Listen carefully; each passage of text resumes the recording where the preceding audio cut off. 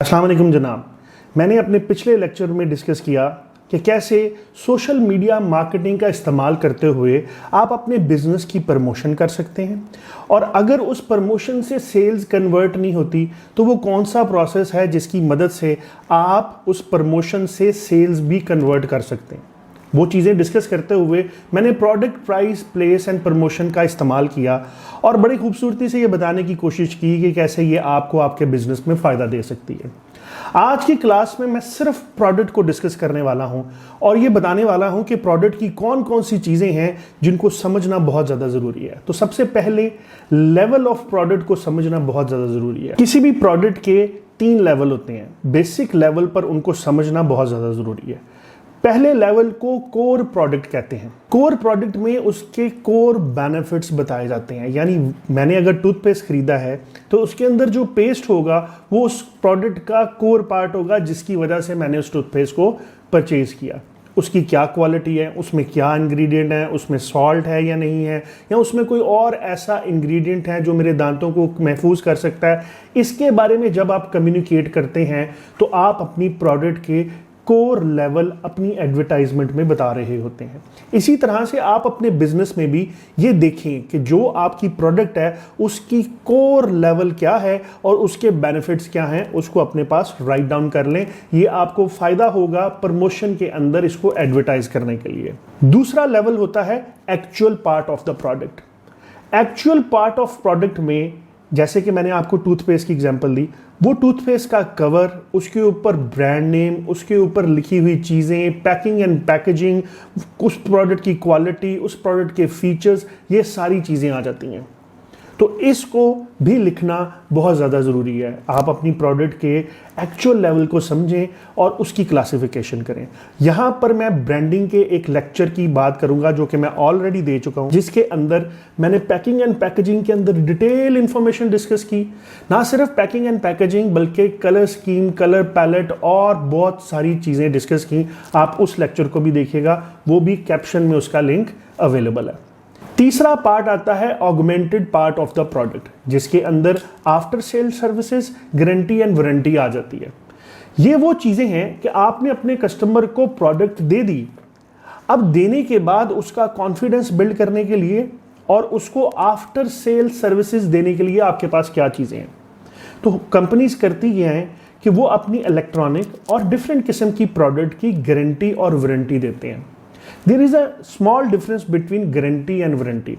Warranty एक specific period of time के लिए होगी, जैसे कि मोबाइल की वारंटी होती है कि इसकी 9 माह, 10 माह, 12 माह की वारंटी है।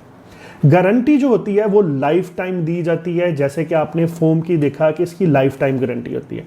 लाइफ टाइम गारंटी को समझना बहुत ज़्यादा ज़रूरी है कि ये किसकी लाइफ की बात हो रही है। बहुत से लोग ये समझते हैं कि ये मेरी लाइफ की बात हो रही है, यानी मैं प्रोडक्ट लेने जा रहा हूं तो मेरी जितनी ज़िंदगी है तब तक ये प्रोडक्ट देगी। भाई ये आपकी लाइफ की बात नहीं हो रही, ये प्रोडक्ट की लाइफ की बात हो रही है। किसी प्रोडक्ट की लाइफ 1 साल है, किसी प्रोडक्ट की लाइफ 10 साल है, किसी प्रोडक्ट की लाइफ 30 साल है।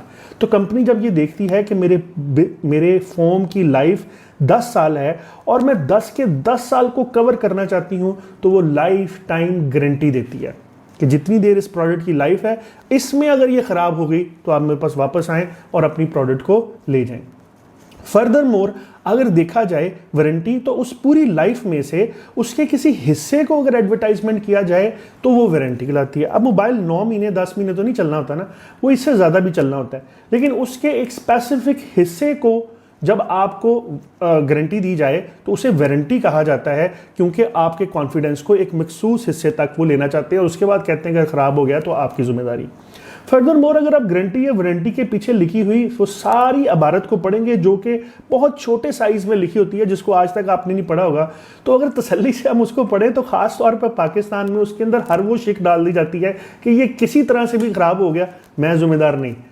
तो मोस्ट ऑफ द टाइम वो चीज़ ख़राब होती है तो आपको उस शिक के अंदर आके उसकी सर्विसेज नहीं मिलती, लेकिन ऐसा करना नहीं चाहिए। इसको करने का मकसद ये है कि आप कस्टमर का कॉन्फिडेंस ले सकें, और कॉन्फिडेंस लेने के लिए, ट्रस्ट बिल्ड करने के लिए अगर वो आपके पास वापस आए तो उसको खुले दिल से कबूल करना और उसको अच्छी सर्विसेज देना बहुत ज़्यादा ज़रूरी है।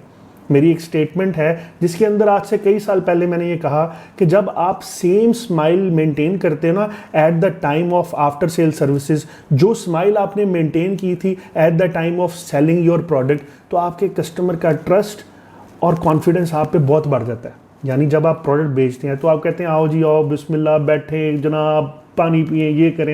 लेकिन जब वो प्रोडक्ट ले जाता है उसमें कोई प्रॉब्लम आती है, वापस आता है, तो आप कहते हैं जी जनाब आप मुझसे प्रोडक्ट लेके गए थे, आप उसकी बात ही नहीं सुनना चाहते। यहाँ आप उसको बहुत बुरे लगते हैं, यहाँ आप अपना ट्रस्ट खो देते हैं।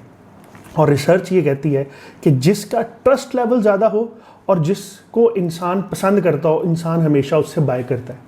ये वो टाइम है जब आपने अपना ट्रस्ट लेवल इंक्रीज करना है और अपनी पसंदीदगी इंक्रीज करनी है।